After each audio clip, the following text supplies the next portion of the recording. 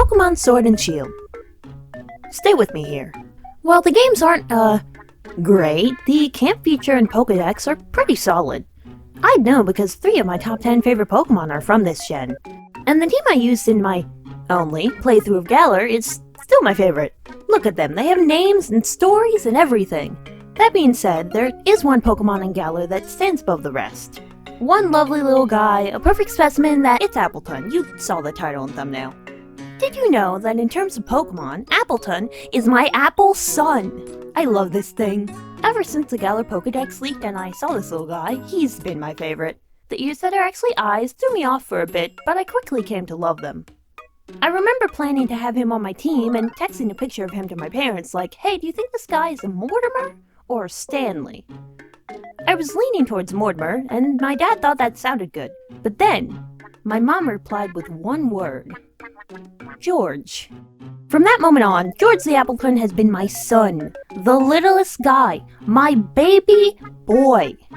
In the game, he swept Nessa's gym, which was very nice. Appletun is the best of the Appletun evolutions. Appletun is perfect. What evidence do I have that Appletun is in fact perfect? A bunch, and it's all 100% legitimate and not at all made up by me. Have you ever seen this lovely thing? This is a visual representation of the golden ratio, which is essentially a formula in math that can be applied to design.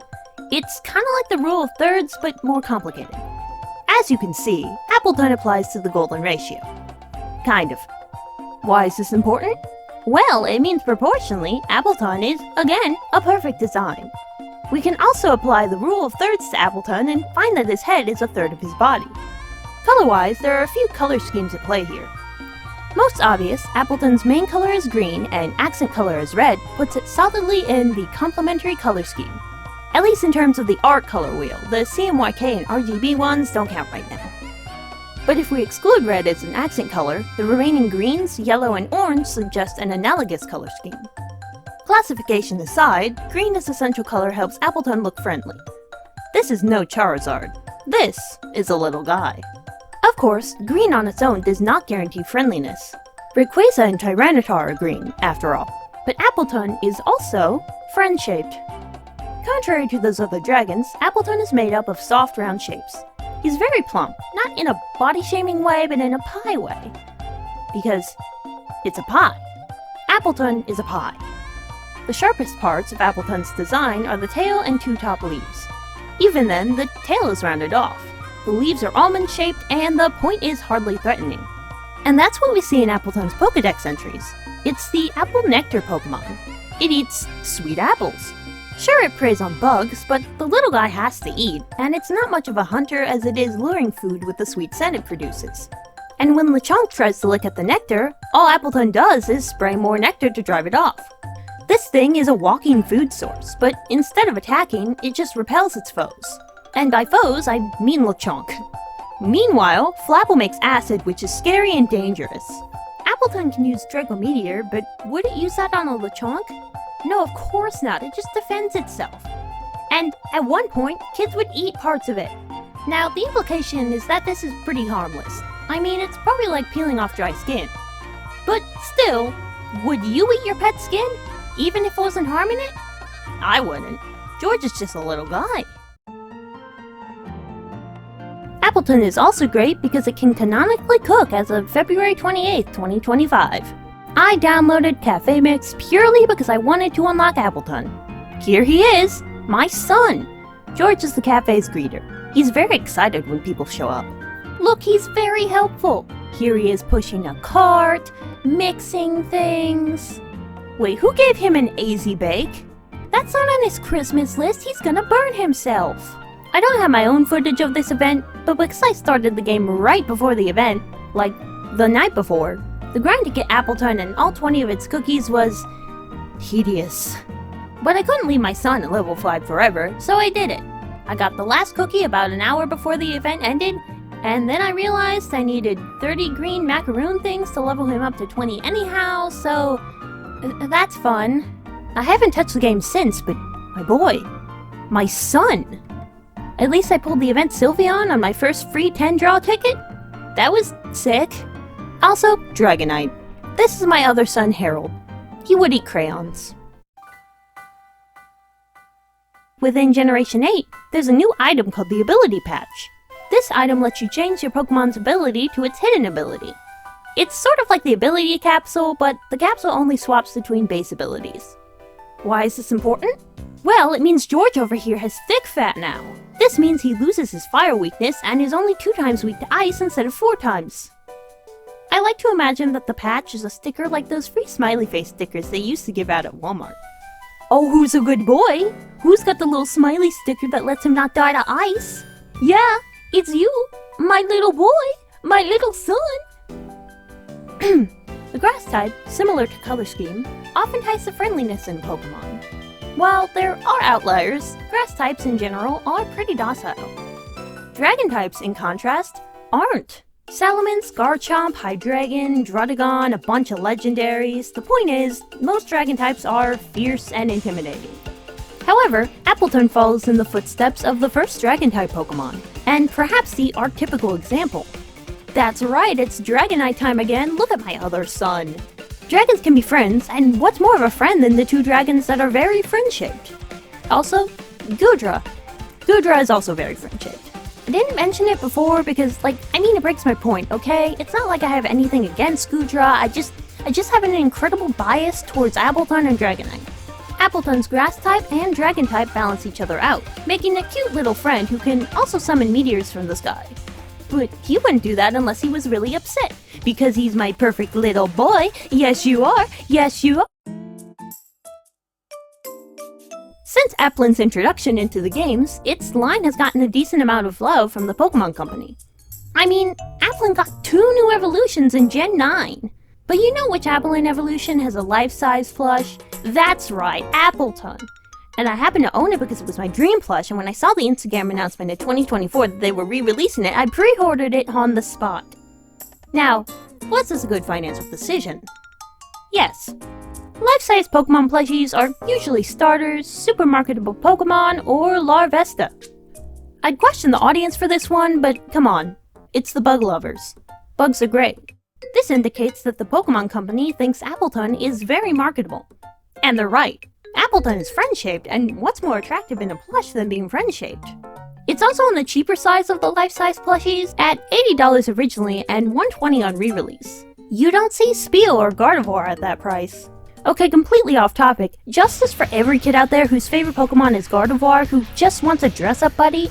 Yeah, I know, lol Gardevoir plush, wink wink, shut up, respect the aura, and understand that Gardevoir would look great, and understand that Gardevoir would look excellent in a hat. If this thing was $100, I might have considered buying one and giving them a hat. Or a shirt. Some kid out there would put a princess dress on this plush and you know it. But no, $500 because we all know who's actually buying this and it's not the kids. Actually, I hope at least one Gardevoir out there went to either a plush collector or a cottage score enthusiast. Those are also the ideal markets for Gardevoir real life. If Gallade gets a plush, the ideal audience is me. Let me put a hat on my former favorite Pokemon, please! Okay, so I initially wanted to have a segment where I hunted down a teeny and jumbo Applin and evolved them into the smallest and the largest Appletun, thereby granting me the perfect Appletun. That aren't George. But, I got like an hour into the hunt with Teeny Boost and realized how long it was going to take. I do not have the patience for hunting Pokemon in Scarlet and Violet that are 2 pixels. I don't want to stare at which trees have an apple on them and get motion sick at the frame rate. I like having the ability to see, thank you. Oh, just get a Switch to in this economy? Maybe I'll do this hunt some other time, I don't know. Though it may have way less cards than Flapple, unfortunately, I intend to own every Appletun card in every language. My hunt is going, well, I have every English card, and like half the Japanese ones. I have 3 Korean cards, and a single traditional Chinese card, 2 simplified Chinese cards, a Thai card, an Indonesian card, I think. Okay, so maybe Grandmaster might take a while. There are like 12 languages in the Pokemon TCG currently, not counting Latin America Spanish, which doesn't have Appletun yet. Very cool in terms of accessibility, slightly annoying for the collection. Not that getting any language card in the US outside of Japanese and usually Korean is easier. eBay is a pretty good place for them, but it's really sporadic for languages that aren't the three I mentioned. Also, now shipping to the US from outside the country is a nightmare because someone decided to implement tariffs on the whole world. Great idea, buddy!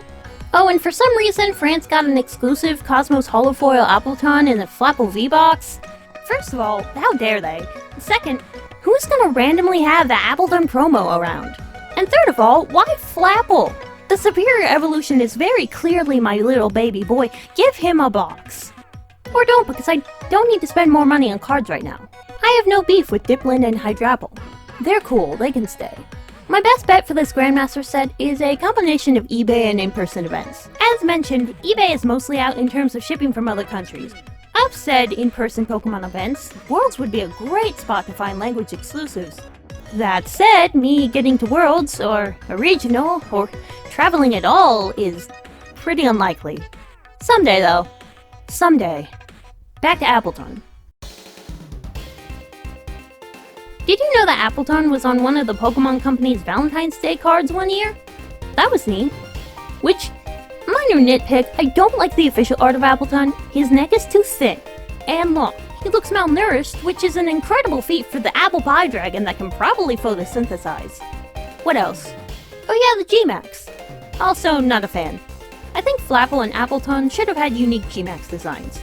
This looks like a G-Max Appletun. Maybe this is intentional, like a return to roots kind of thing, but I really think they deserve separate designs. Like, I can see how it fits either. The face is a little more like Flapple, and the body and tail more like Appletun. But Flapple and Appletun are different. Flapple is an acidic attacker that flies. Contrary to what I've said in this video, I don't actually hate Flapple, and frankly it was robbed of a fitting G-Max.